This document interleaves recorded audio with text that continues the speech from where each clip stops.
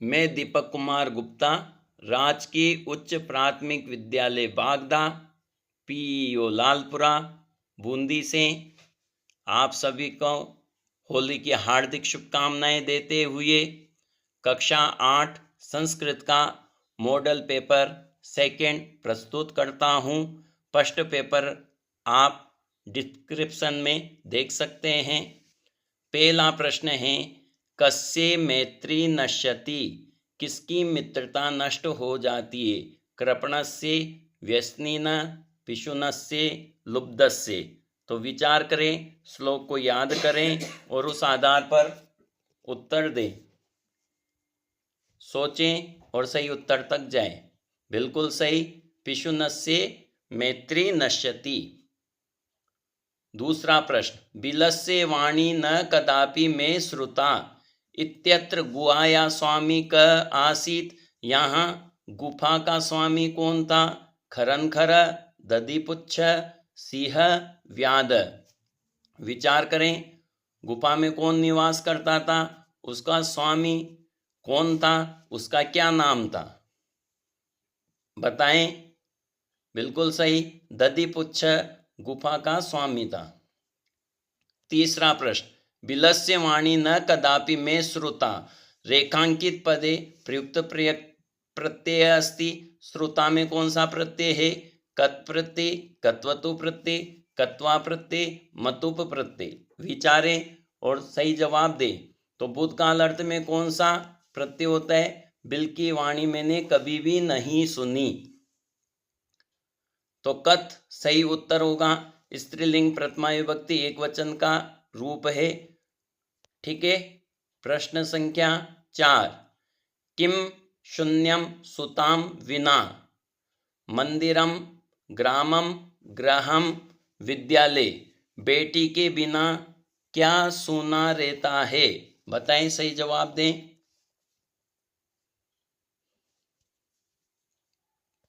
बिल्कुल सही जवाब, गृहम, घर, बेटी के बिना सूना रहता है। पांचवा प्रश्न है, सुस्वादु तोया प्रभवन्ति नद्ये रेखांकित पदे प्रयुक्त उपसर्ग अस्ति। तो प्रभवन्ति में कौन सा उपसर्ग है? पर, प्र, सु, परि। तो प्र उपसर्ग है, ध्यान रखना। सु उपसर्ग सुस्वादु तोया में है, लेकिन जो पद रेखांकित होगा उसी का आपको सही जवाब देना है। तो प्रभवन्ति में प्र उपसर्ग है। प्रश्न संख्या 6, मानवा अस्माकं छायायां विरमन्ति, अस्मिन् वाक्ये सर्वनाम अस्ति। इस वाक्य में सर्वनाम पद कौन सा है? मनुष्य हमारी छाया में आराम करते हैं।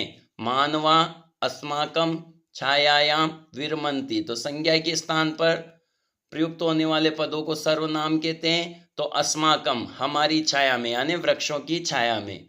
प्रश्न संख्या 7, कंटके नैव कंटकम इति अस्ति, एकांकी, लोकता, श्लोका, नाटकम। ये जो पाठ है ये क्या है? और ये भी आ सकता है कि ये कहाँ से लिया गया है। तो ये क्या है? सोचें, विचार करें, क्या है? बिल्कुल लोक कथा है ये, है ना? क्या है ये? मध्य प्रदेश के डिंडोरी जिले की लोक कथा है। सूर्यं परितः भ्रमन्त्या पृथिव्या, अस्मिन् वाक्ये अव्ययम पदम अस्ति। इस वाक्य में अव्ययी पद कौन सा है? तो जिनमें लिंग विभक्ति वचन के अनुसार कोई परिवर्तन नहीं होता, ऐसे निरंतर अपरिवर्तनशील शब्दों को अव्ययी शब्द कहते हैं। भ्रमन्त्या, पृथिव्या, सूर्यम, परितः। बताएं। बिल्कुल, परितः अव्ययी शब्द, यह हमेशा परितः यानी चारों ओर परितः के रूप में ही लिखा जाता है। इसके योग में द्वितीय विभक्ति होती है।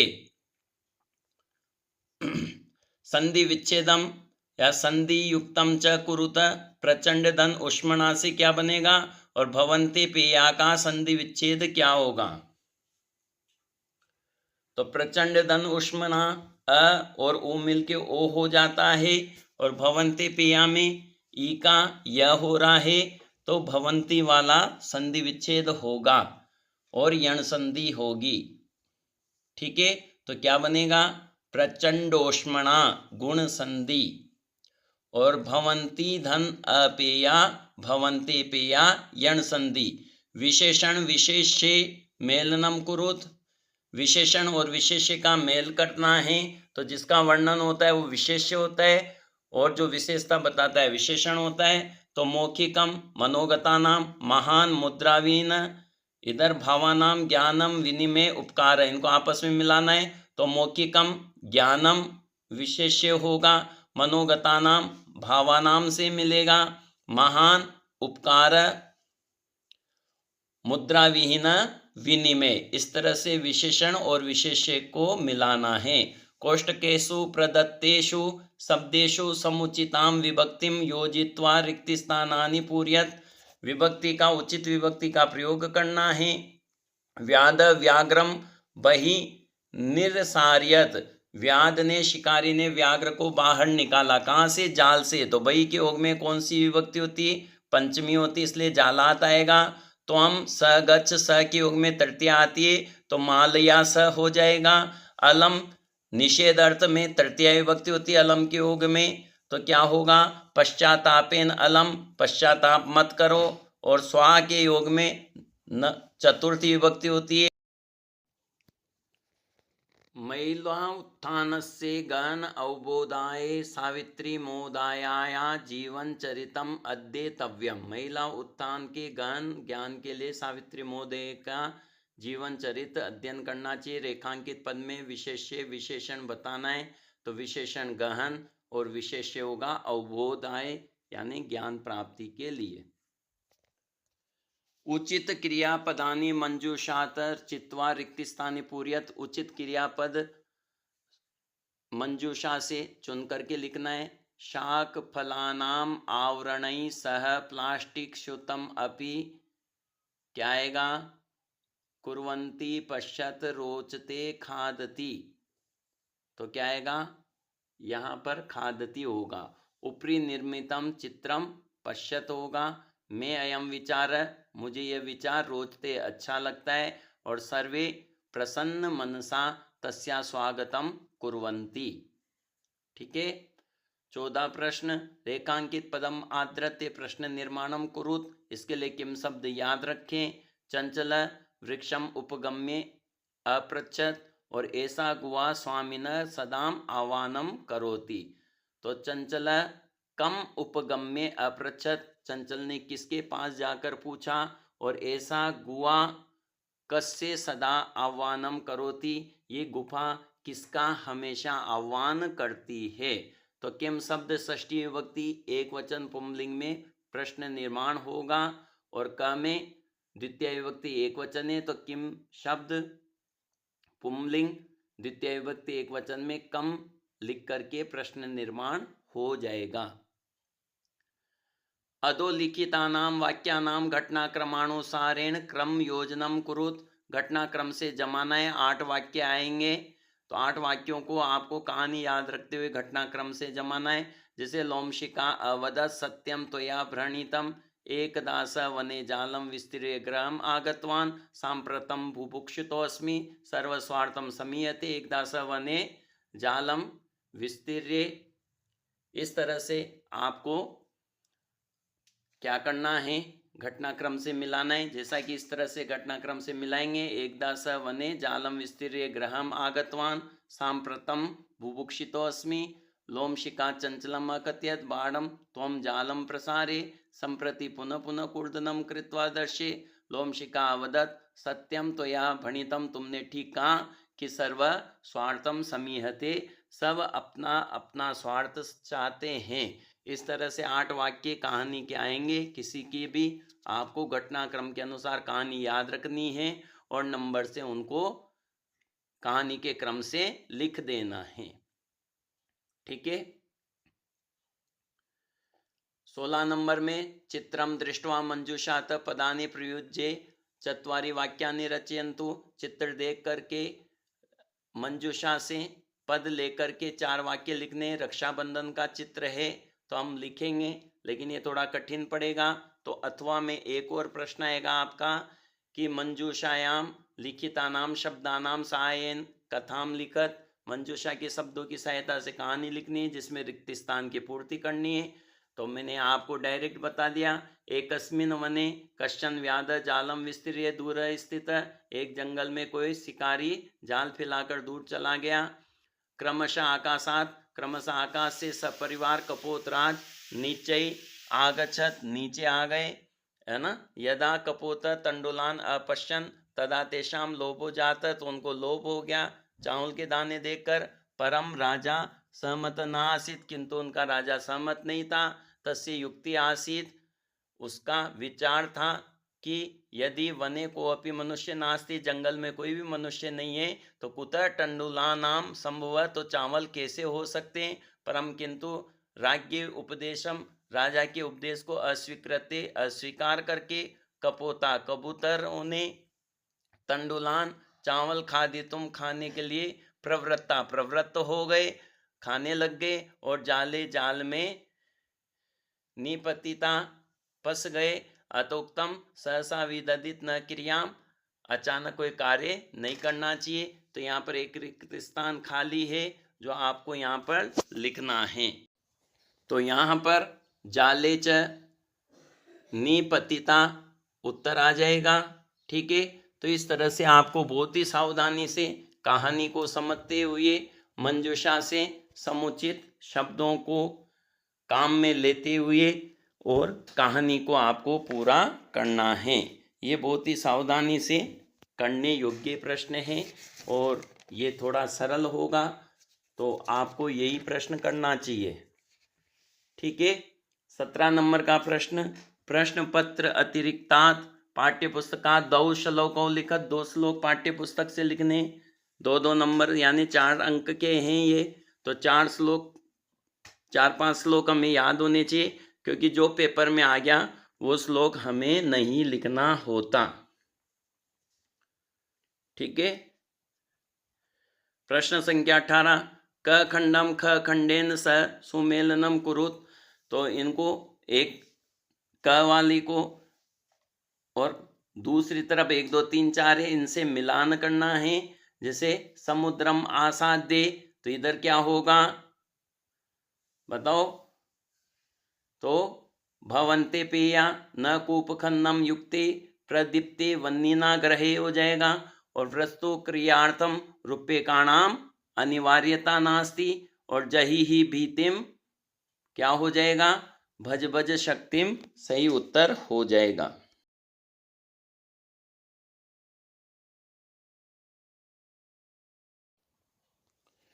मंजूषात उचितानि संज्ञापदानि चित्वा रिक्तिस्थानि पूर्यत, रिक्तिस्थान में उचित संज्ञापद भरना है।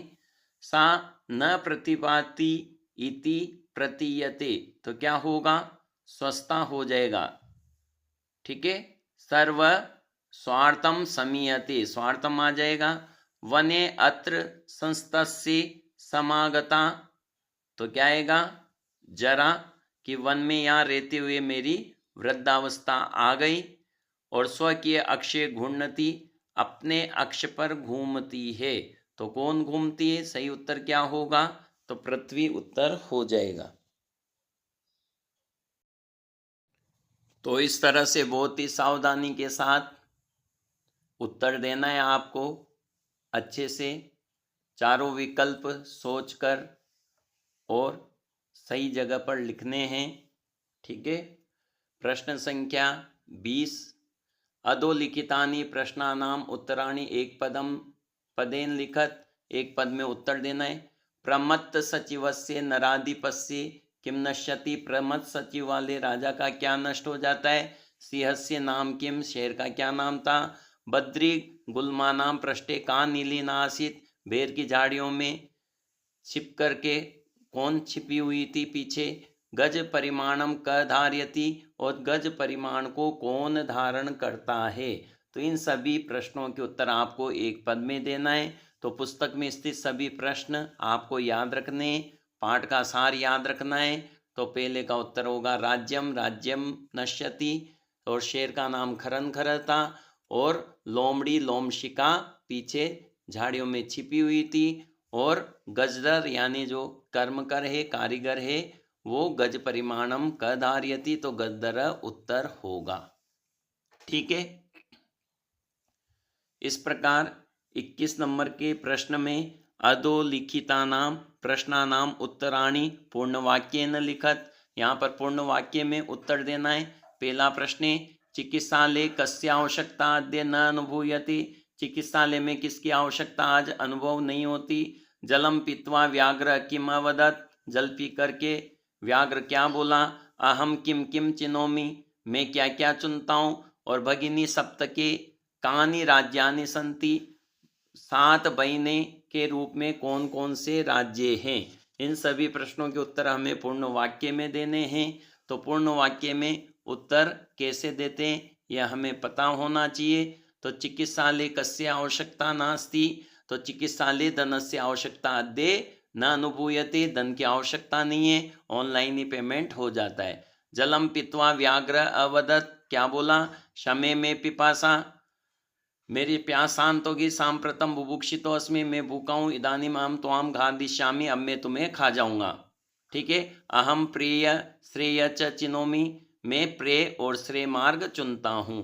सप्त भगिनी के राज्य इमानि राज्यानि सन्ति, अरुणाचल प्रदेश, असम, मणिपुरम, मिजोरम, मेघालय, नागालैंड, त्रिपुरा च इति। इस प्रकार से 7 बहनों के नाम आपको याद रखने।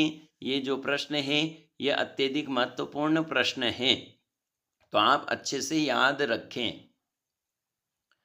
प्रश्न संख्या 22, अधोलिखितेषु द्वयो श्लोकयो हिंदी भाषायाम।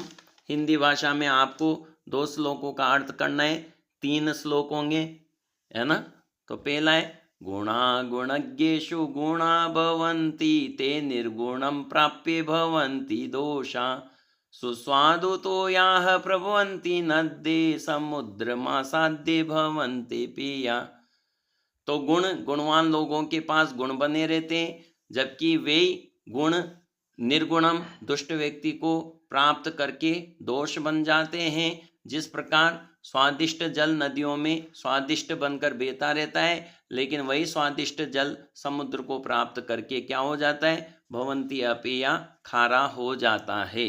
तो इस तरह से हमें अर्थ बताना है, और अर्थ के पहले आपको प्रसंग भी लिखना है, और अर्थ के बाद में व्याकरणात्मक टिप्पणी भी आपको लिखनी चाहिए। जैसे यहाँ गुणादन गुणज्ञेषु गुणादन भवंती, तो यहाँ पर क्या है, विसर्ग लोप संधि है। निर्गुणम में निर उपसर्ग है। इसी प्रकार प्राप्य में प्र उपसर्ग आप धातु ल्यप प्रत्यय है, जहाँ पे अंत में य हो और पूर्व में उपसर्ग हो, तो वहाँ करके अर्थ को प्रकट करने में ल्यप प्रत्यय का प्रयोग होता है। भवंती में भू धातु लट लकार प्रथम पुरुष बहुवचन का प्रयोग हुआ है।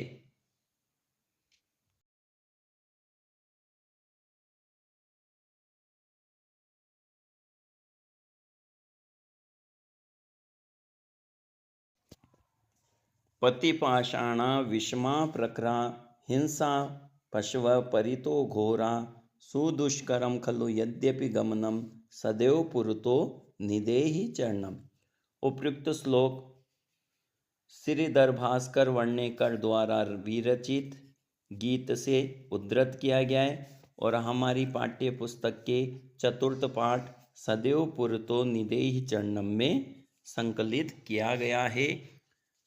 अर्थ इस प्रकार है, पथि मार्ग में विषमा उबड़ खाबड़, प्रखरा तीखे पाषाणा पत्थर हैं, हिंसा पशु हिंसक पशु हैं, परित चारों ओर घोरा भयंकर हिंसक पशु घूम रहे हैं, सुदुष्करम खलु यद्यपि गमनम, यद्यपि हमारा गमन करना, सुदुष्करम अत्यधिक कठिन है, फिर भी हमें घबराना नहीं चाहिए और परिस्थितियों का सामना करना चाहिए, डटकर मुकाबला करना चाहिए। सदैव पुरतो निदेहि चरणम, हमेशा हमें चरण आगे ही रखने चाहिए।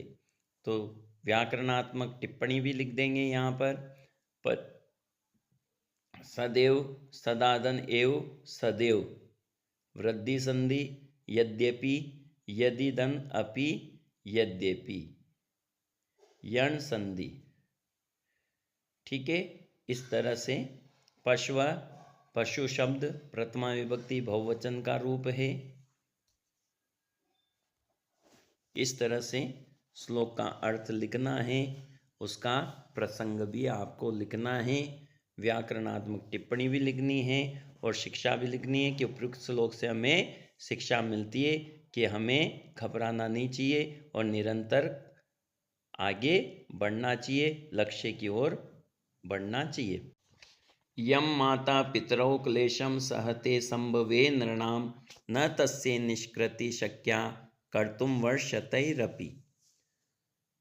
प्रसंग या संदर्भ, प्रस्तुत श्लोक महर्षि मनु द्वारा रचित मनुस्मृति से उद्धृत किया गया है और हमारी संस्कृत पाठ्य पुस्तक के नीति नवनीतम नामक पाठ में संकलित किया गया है। अर्थ,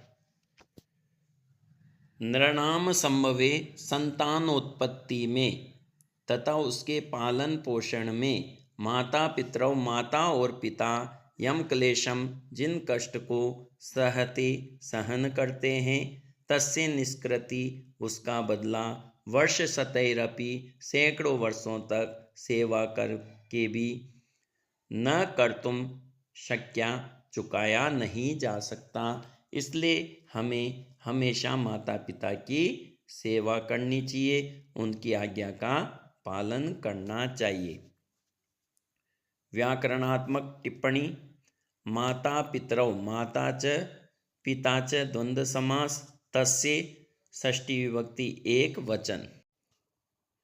प्रश्न संख्या 23 डीजी भारतम अथवा क रक्षति क रक्षित पाठस्य सारम हिंदी भाषायां लिखत।